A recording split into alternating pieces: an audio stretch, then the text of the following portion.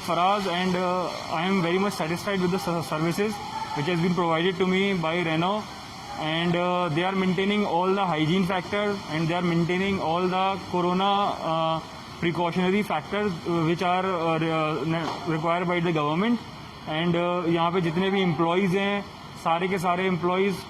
सारा time mask पहन के रहते हैं, सारा टाइम सैनिटाइज करके रखते हैं, गाड़ियों को भी सैनिटाइज करके रख रहे हैं, और जब प्रीमाइसेस में एंटर होने से पहले ही सबसे पहले सैनिटाइज करने को बोलते हैं। एंड उसके बाद रेगुलर चेकअप्स में भी यहाँ पे जितने भी एम्प्लॉयज़ को मैं देख रहा हूँ, सब अपने हाथ को सैनिटाइज करके और प्रॉपर मास्क लगा के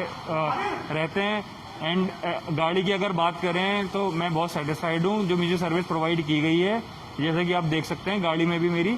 और जो भी काम मैंने बोले थे सारे काम अच्छे से किए हैं। स्पेशली जो यहाँ पे विष्णु जी हैं जिन्होंने मुझे बहुत सपोर्ट किया